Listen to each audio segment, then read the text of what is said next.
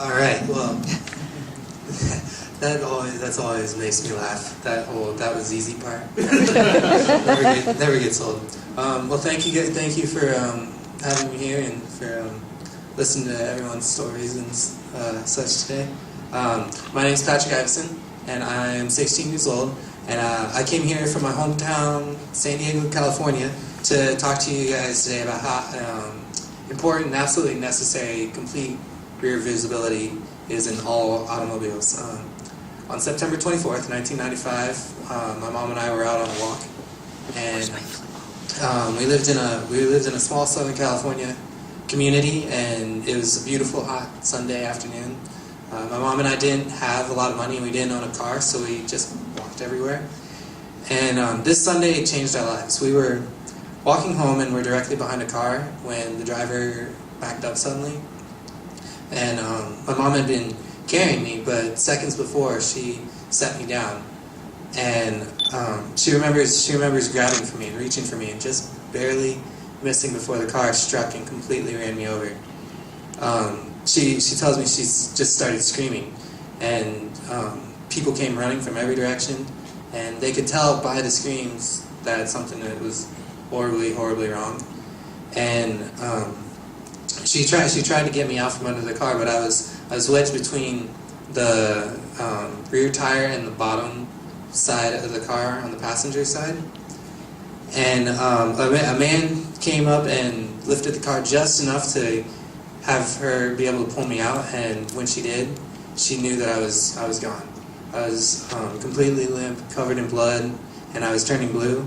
And she just clutched me in her arms, screaming, "No, no, no!"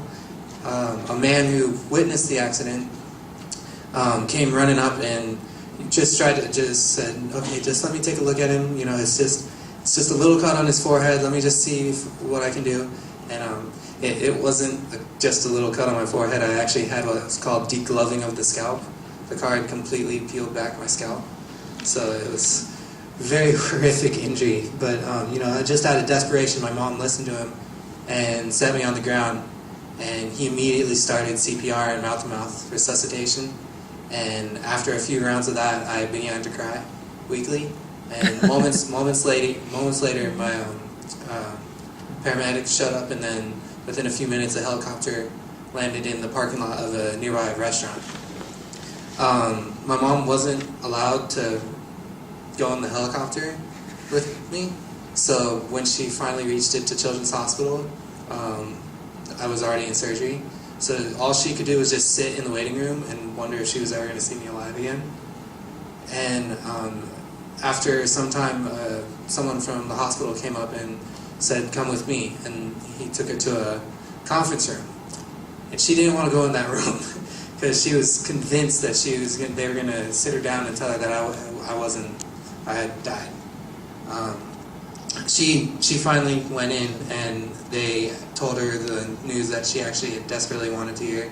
I was stabilized and I was alive, and I was in surgery.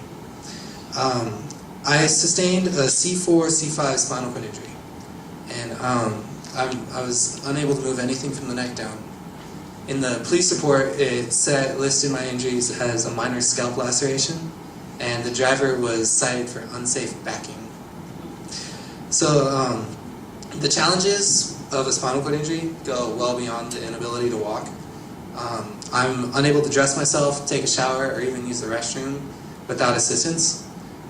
Just imagine for 1 second laying in bed until someone comes in to get you up, or having your blood pressure spike every time you need to use the restroom because your body's unable to regulate its own nervous system. This spike in blood pressure is actually a medical emergency that I have to deal with and monitor really closely every day. I have literally spent thousands of hours in rehabilitation and therapy, and currently I spend 8 hours a week in rehab trying to gain some independence and function back. You know, this is my reality. I recently turned 16 and trained very, very hard to be able to drive a vehicle. I have a really old van with 200,000 miles on it. I'm actually kind of proud of that number. I've been looking looking at the thing, the little odometer going up, and so we modified that so that I could drive. And the very first modification we made on it, before the hand controls or anything, was we bought a little $60 backup camera to put on it. You know, so because I can't look over the back of my shoulder, and also backing up blindly is just dangerous, you know. So even now, myself, I'm short, you know. I'm not very tall in my chair, and on 2 separate occasions, I've come close to being hit again. And on one of them, the only reason the person stopped was because someone with me yelled and smacked the bumper of the car, and the guy slammed on his brakes. You know, my mom almost had a nervous breakdown right there in the parking lot.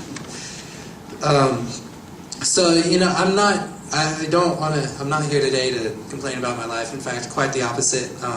I survived an accident that many others didn't. You know, it would be foolish of me to complain. There's not one moment of my day that isn't affected by my injury, but I cherish this life that I was given. It would be an absolute shame if I wasted any of my time thinking about what I couldn't do instead of what I can do. The reason I'm here today is to honor those children that didn't survive and couldn't be here. I want to speak on their behalf so that the world understands that it's impossible to avoid hitting something that you simply cannot see. Just like when I was 14 months old, little children don't understand the dangers. You know, it's dangerous to be behind a car, and the driver cannot see you if you're 2 feet tall. You know, parents do the best job they possibly can to protect us, but you know, we're spunky little kids. You know, we make it impossible for them to do it sometimes. And you know, children are quick and fearless. You know, my mom, Kona, and I went out and traveled 3,000 miles, and I certainly wouldn't have spent 6 hours on a plane with Kona to get here if we didn't think it was absolutely incredibly important to prevent children from being injured or killed in the blind zone that exists behind all vehicles. Every single vehicle has this zone. So please issue a strong standard that eliminates the blind zone behind a vehicle. This standard is just as important to America's children as seatbelts or airbags. Please make sure that no other family has to suffer the loss of a precious child, or that children who are meant to run and play don't have to rely on a wheelchair or those around them to move on.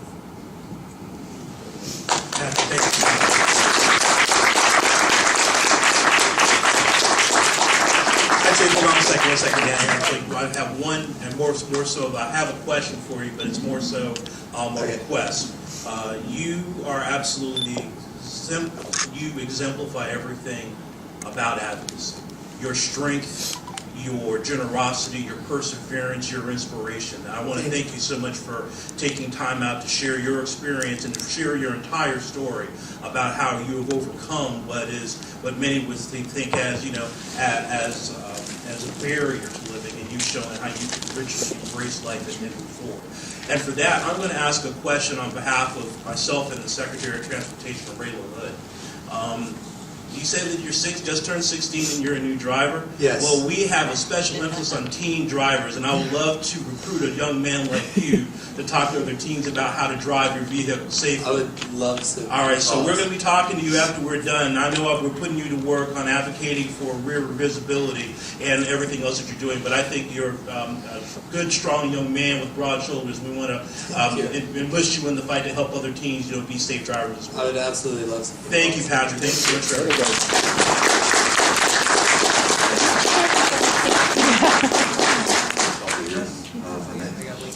Okay, here we go. It's time to go.